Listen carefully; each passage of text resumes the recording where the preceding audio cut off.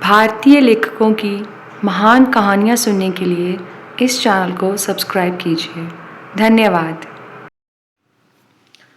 आज की कहानी का नाम है तैंतर और इसके लेखक हैं मुंशी प्रेमचंद। आखिर वही हुआ जिसकी आशंका थी, जिसकी चिंता में घर के सभी लोग और विशेषतः प्रसूता पड़ी हुई थी।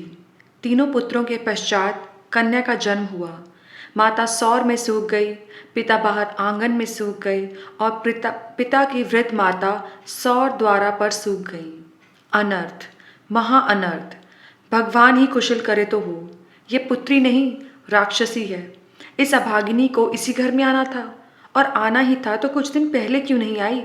भगवान सातवें शत्रु के घर भी तैंतर का जन्म ना दे। पिता का नाम था पंडित दामोदर दत्त।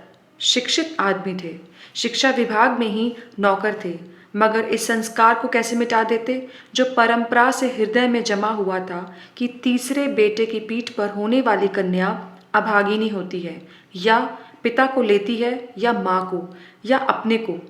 उनकी वृद्ध माता लगी नवजवान कन्या को पानी पी पी कर कोसने। कलमुही है कलमुही, ना जाने क्या करने आई है यहाँ। किसी बांझ के घर जाती तो उसके दिन फिर जाते।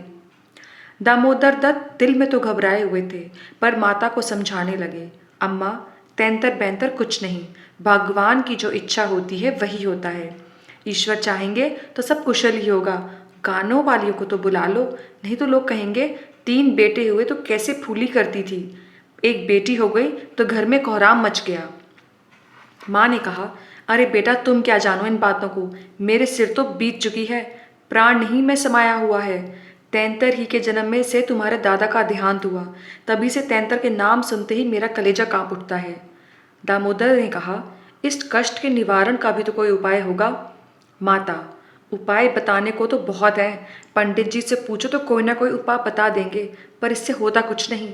मैंने कौन से अनुष्ठान नहीं किए, पर पंडित जी की तो मुट्ठियाँ गर्म हुई। यहाँ जो सिर पर पड़ता है वो पड़ ही गया। अब टके के पंडित रह गए हैं, जजमान मरे या जिए उनकी बला से, उनको दक्षिणा मिलती है। लड़की दुबली पतली भी नहीं है, तीनों लड़कों से हष्ट पुष्ट है। बड़ी बड़ी आंखें हैं, पतले पतले लाल होठ हैं जैसे गुलाब की पत्ती, गोरा चिट्टा रंग है, लंबी सी नाक। कलमुही नहलाते समय रोई भी नहीं, टुकुर टुकुर टाँकती रहती है। ये सब लक्षण कुछ अच्छे थोड़े ही हैं। दामोदर दत्त के तीनों लड़के सांवले थे, कुछ विशेष रूपवान भी नहीं थे। लड़की के रूप का बखान सुनकर उनका चित्त कुछ प्रसन्न हुआ।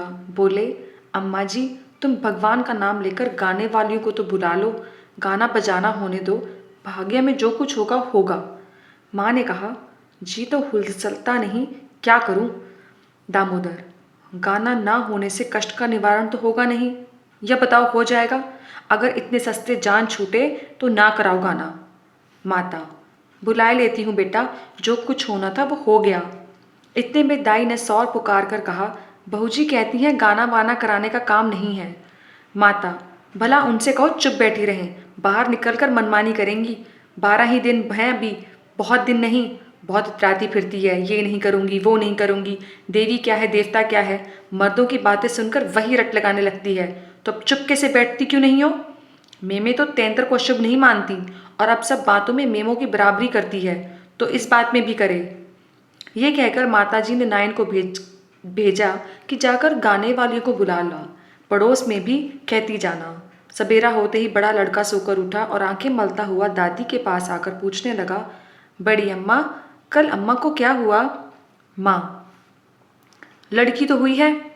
बालक खुशी से उछलकर बोला, ओ हो, पंजनियाँ पहन पहन कर छुन छुन चलेगी, ज़रा मुझे दिखा दो दादी जी। दादी, अरे क्या सौर में जाएगा, पागल हो गया है क्या। लड़के की उत्सुकता न मानी, स्वैर के द्वार पर जाकर खड़ा हो गया और बोला, अम्मा, ज़रा बच्ची को मुझे दिखा दो। दाई ने कहा, बच्ची अभी सोती है। बालक, ज़रा दिखा दो गोद में लेकर। दाई ने कन्या उसे दिखा दी तो वहाँ से दौड़ता हुआ अपने छोटे भाइयों के पास पहुँचा और उन्हें जगा जगा कर खुशखबरी सुनाई। एक बोला, नन्ही सी होगी। बड़ा, बिल्कुल नन्ही सी, बस जैसी बड़ी गुड़िया, ऐसी गोरी है कि क्या किसी साहब की लड़की होगी। ये लड़की मैं लूँगा। सबसे छोटा बोला, हमको भी दिखा दो। तीनों लड़के मिलकर लड़की देखने आए और वहां से बगले बजाते उछलते कूदते बाहर आए। बड़ा, देखा कैसी है? मंझला, कैसे आंखें बंद की पड़ी थी? छोटा, इसे हमें तो देना। बड़ा, खूब द्वार पर बारात आएगी, हाथी घोड़े बाजे आतिशबाजी।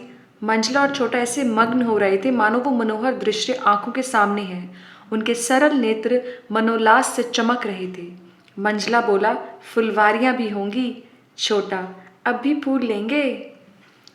छठी भी हुई, भरी भी हुई।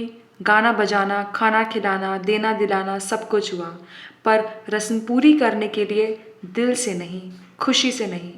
लड़की दिन दिन दुर्बल और अस्वस्थ होती जाती थी। माँ उसे दोनों वक्त अफीम खिला देती और बालिका दिन रात नशे में बेहोश पड़ी रहती। जरा सा नशा उतरता तो भूख से विकल होकर रोने लगती। माँ कुछ ऊपरी दूध पिलाकर फिर अफीम खिला देती। आश्चर्य की बात तो ये थी कि अब उसकी छाती में दूध नहीं उतरा। यूं तो उसे दूध देर से उतरता था, पर लड़कों की बार उसे नाना प्रकार की दूधवर्धक औषधियाँ खिलाई जाती। बार बार शिशु को छाती से लगाया जाता, यहाँ तक कि दूध उतर ही आता था। पर अब की बार ये आयोजनाएं नहीं हुई। फूल सी बच्ची को मुलाती जाती थी। माँ तो कभी उसकी ओर ताकती भी नहीं थी। हाँ, नाइन कभी चुटकियां बजाकर चुमकारती तो शिशु के मुख पर ऐसी करुण वेदना अंकित दिखाई देती कि वो आंखें पोंछती हुई चली जाती। बहू से कुछ कहने सुनने का साहस ना पड़ता। बड़ा लड़का सिद्धू बार बार कहता, अम्मा बच्ची को तो बाहर से खिला लाऊं, पर माँ उसे झिड़क देती। 3-4 महीने हो गए। दामोदर दत्त रात को पानी पीने उठे तो देखा कि बालिका जाग रही है। सामने ताक पर मीठे तेल का दीपक जल रहा था। लड़की टकटकी बांधे उस दीपक की ओर देखती थी और अपना अंगूठा चूसने में मग्न थी। चुप चुप की आवाज आ रही थी। उसका मुख मुरझाया हुआ था, पर वो रो नहीं रही थी, ना हाथ पैर फेंकती थी, बस अंगूठा पीने में ऐसी मग्न थी मानो उसमें सुधा रस भरा हो। बाबू साहब को उस पर दया आई। इस बेचारी का मेरे घर पर जन्म लेने में क्या दोष? मुझ पर या इसकी माता पर जो कुछ भी पड़े उसमें इसका क्या अपराध?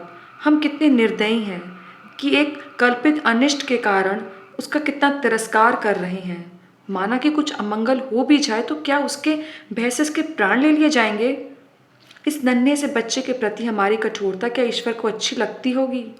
उन्होंने उसे गोद में उठा लिया और उसका मुख चूमने लगे। लड़की को कदाचित पहली बार सच्चे स्नेह का ज्ञान हुआ। वो हाथ पैर उछालकर गूं गूं करने लगी और दीपक की ओर हाथ फैलाने लगी। उसने जीवन ज्योति से मिल गई थी। प्रातःकाल दामोदर दत्त ने लड़की को गोद में उठा लिया और बाहर लाए। स्त्री ने बार बार कहा, उसे पड़े रहने तो, ऐसे कौन सी बड़ी सुंदर है। अभागिन दिन रात तो प्राण खाती है, मरती भी नहीं कि जान छूट जाए। किंतु दामोदर दत्त ने ना माना। उसे बाहर लाए और अपने बच्चों के साथ बैठकर खिलाने लगे। उनके मकान के सामने थोड़ी सी जमीन पड़ी हुई थी। पड़ोस के किसी आदमी की एक बकरी उसमें आकर चरा करती थी। इस समय भी वो चर रही थी। बाबू साहब के बड़े लड़के से कहा, सिद्धू जरा जा उस बकरी को पकड़ के ला, इसे दूध पिलाएं, शायद भूखी है बेचारी। देख तुम्हारी नन्ही सी बहन है ना, इसे रोज हवा में खिलाया करो। सिद्धू को दिल लगी हाथ आई। उसका छोटा भाई भी दौड़ा। दोनों ने घेर कर बकरी को पकड़ा और उसका कान पकड़े हुए सामने लाए। पिता ने शिशु का मुंह बकरी के थन में लगा दिया। लड़की चुबलाने लगी और एक क्षण में दूध की धार उसके मुंह में जाने लगी, मानो टिमटिमाते दीपक में तेल पड़ गया। लड़की का मुंह खिल उठा। आज शायद पहली बार उसकी शुदा तृप्त हुई थी। वो पिता की गोद में हुमुक हुमुक खेलने लगी। लड़कों ने भी उसे खूब नचाया कुदाया। उस दिन से सिद्धू को मनोरंजन का एक नया विषय मिल गया। बालकों को बच्चों से बहुत प्रेम होता है।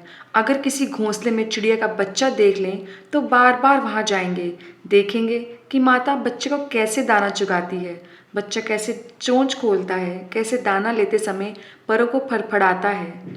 आपस में बड़े गंभीर भाव से उसकी चर्चा करते हैं। अपने अन्य साथियों को भी लेकर जाकर दिखाते हैं। सिद्धू ताक में लगा रहता। ज्यों ही माता भोजन बनाने या स्नान करने जाती, तुरंत बच्ची को लेकर आता और बकरी को पकड़कर उसके थन में शिशु का मुंह लगा देता। कभी दिन में 2-2, 3-3 बार पिलाता। बकरी दूध देकर चली जाती। इस भांति कोई 1 महीना गुजर गया। लड़की हष्ट पुष्ट हो गई, मुख पुष्प के समान विकसित हो गया। आंखें जग उठीं। शिशुकाल की सरल आभा मन को हरने लगी।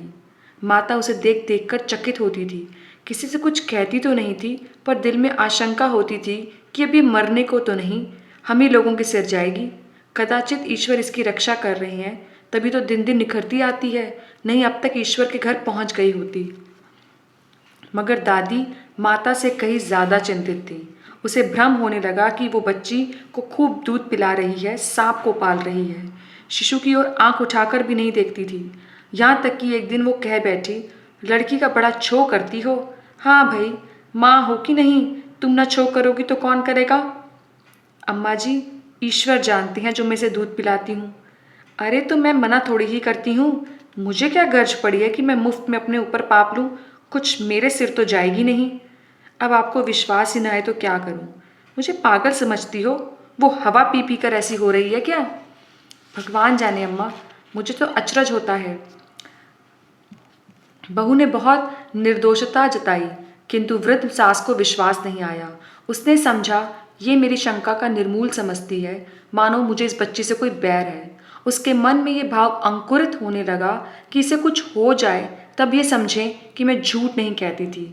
वो जिन प्राणी को अपने प्राणों से भी प्रिय समझती थी, उन्हीं लोगों की अमंगल कामना करने लगी, केवल इसलिए कि मेरी शंकाएं सत्य हो जाएं।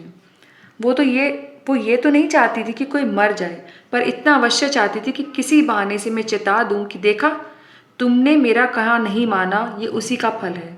उधर की ओर से ज्यों ज्यों ये द्वेष भाव प्रकट होता, बहू का कन्या के प्रति स्नेह बढ़ता जाता।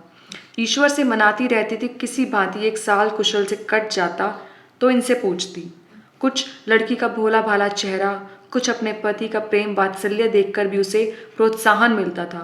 विचित्र दिशा हो रही थी, ना दिल खोलकर प्यार कर सकती थी, ना संपूर्ण रीति से निर्दय होते बनता, ना हंसते बनता, ना रोते। इस भांति 2 महीने और गुजर गए और कोई अनिष्ट नहीं हुआ। तब तो वृद्ध सास के पेट में चूहे दौड़ने लगे। बहू को 2-4 दिन ज्वर भी नहीं आ जाता कि मेरी शंका की मर्यादा रह जाए। पुत्र भी किसी दिन पैरगाड़ी पर से नहीं गिरता, न बहू के मायके से किसी के स्वर्गवास की सुनावनी आती है।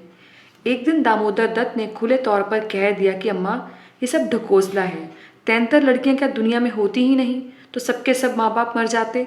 अंत में उसने अपनी शंकाओं को यथार्थ सिद्ध करने की एक तरकीब सोच निकाली। एक दिन दामोदर दत्त स्कूल से आए तो देखा कि जी अम्मा खाट पर अचेत पड़ी हुई हैं। स्त्री अंगीठी में आग रखे उनकी छाती सेक रही और कोठरी के द्वार पर खिड़कियां बंद हैं। घबराकर कहा, अम्मा जी क्या दशा है। उसकी स्त्री ने कहा, दोपहर से ही कलेजे में एक शूल उठ रहा है, बेचारी बहुत तड़प रही हैं। दामोदर, मैं जाकर डॉक्टर साहब को बुला लाऊं, देर करने से शायद रोग बढ़ जाए। अम्मा जी तबीयत कैसी है। माता ने आंखें खोली और कराहते हुए बोली, बेटा तुम आ गए, अब नहीं बचूंगी, हाय भगवान अब नहीं बचूंगी।